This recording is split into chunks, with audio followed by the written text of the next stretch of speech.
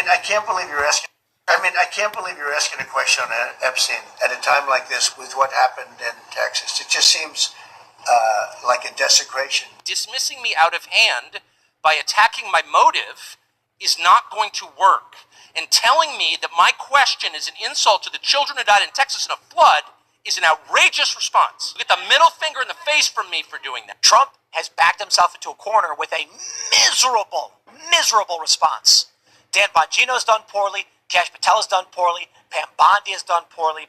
And so it's hard for me to believe that all of these abject failures in the response to the Epstein story are an accident. Though they probably are. I'm just saying, like, isn't it hard to believe they screwed up this bad? It's not just like you're covering up criminal activity. You're covering up the systemic and torture of children.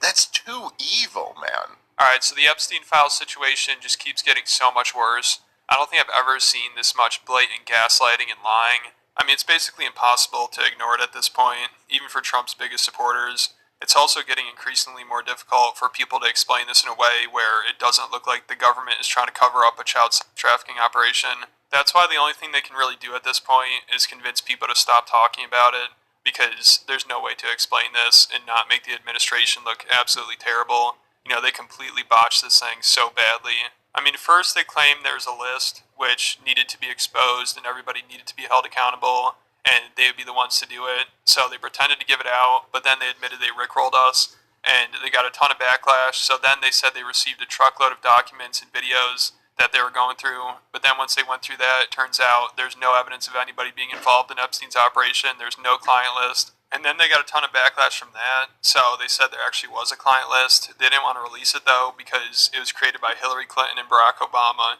So first there's a list, then there's no list. Now there's a list again, but it's fake. So it's like they're not even trying at this point. I mean, this is the most desperate and pathetic attempt at a cover-up ever. And then just recently, a reporter asked Trump if his attorney general saw his name in the Epstein files, which is a great question, and Trump's response is hilarious. He starts talking about the credibility of the files, which again, just last week, they said there were no files, but now they're files, but he doesn't trust the credibility, of course. I wonder why. And after he's asked about it, he's like, Pam Bondi gave me a briefing, and in terms of the credibility, I'd say those files were made by Obama and Biden. I mean, he doesn't even sound very confident in his lies anymore. You know, he's asked if his name is in the Epstein files, and he's just like, you can't trust them, Obama probably made them. I mean, he even says it like he's speculating, like he's just coming up with that. I mean, he might as well just be like, yeah, she saw my name in there, but odds are Obama probably put it in there. And then he was asked about it another time, and he's like, I don't know why anyone cares. You know, the credible information's out there, it's been given. It's also so boring, and only bad people in the fake news care about keeping the story going. And he's saying all this while standing next to Jeffrey Epstein's former neighbor and business associate, and the guy's laughing while Trump is talking about this. So it's completely ridiculous. And the 180 that Trump and his administration did is also insane. You know, they're trying to gaslight everyone like we're all just NPCs. I mean, Dan Bongino, Trump's deputy director of the FBI, used to tell people there's way more to the Epstein story and we should continue talking about it because the government is trying to cover it up. But now Trump and Dan are saying it's boring, people need to move on from it, and they're helping cover it up. So the fact that they expect us to just accept this and move on like nothing happened is insulting to everyone's intelligence. Why do you think your supporters in particular have been so interested in the Epstein story and so upset about how it's been handled? I don't understand it. Why they would be so interested. He's dead for a long time. He was never a big factor in terms of life.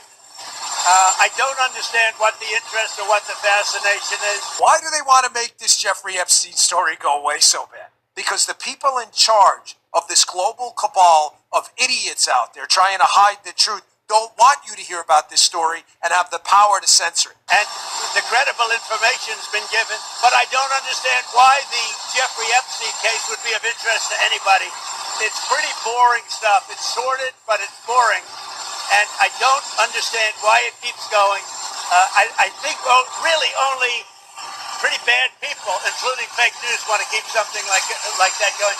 But we need to keep the heat on this case, folks.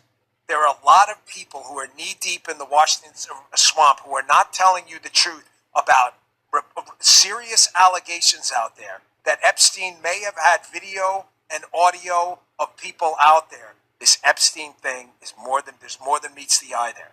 I know a lot of people want to make this thing go away. That Jeffrey Epstein story is a big deal.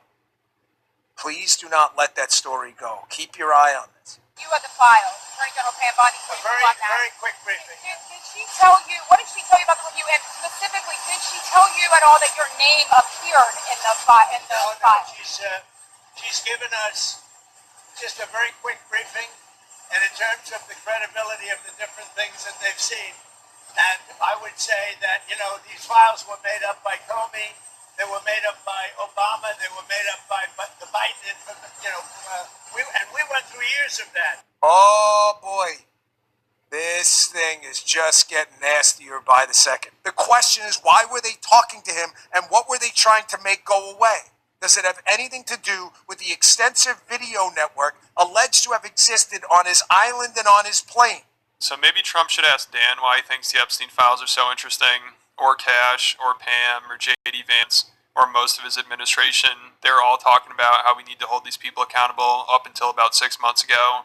They went from trying to expose Epstein clients to helping cover for them. Like, if Dan Bongino were still just a podcaster during this, he'd be all over it. He wouldn't believe any of this bullshit they're trying to put out. Like the whole tape of Epstein's cell that apparently proved he killed himself. I don't know what the hell that was supposed to be. It didn't even show Epstein's cell. It was edited and cut up and missing a couple minutes of footage. But Dan claimed this was evidence that showed clear as day that nobody went into Epstein's cell. And he also claimed they were giving us original footage, which, again, is just another lie on top of the thousands already. There's video that when you look at the video, and we will release, that's what's taken a while on this, we are working on cleaning it up to make sure you have an enhanced, and we're going to give the original so you don't think there were any shenanigans. You're going to see there's no one there but him. Right. There's just nobody there. So I say to people all the time, if you have a tip, let us know. But there's no DNA, there's no audio, there's no fingerprints, there's no suspects, there's no accomplices, there's no tips, there is nothing. If you have it, I'm happy to see it. There's video clear as day. He's the only person in there and the only person coming out. You can see it. So he's telling you, don't trust anyone. Me included. We don't bring receipts. Throw it out the window. But how Epstein died, or if he died, I think is mostly just a red herring at this point. They'd rather have us focused on that than the client list. They'd rather have us focused on almost anything other than the list. Like, Trump is so desperate, he's now reportedly calling and having meetings with influencers and politicians to try to get them to stop talking about it and to get them to defend Pam Bondi because she's getting a lot of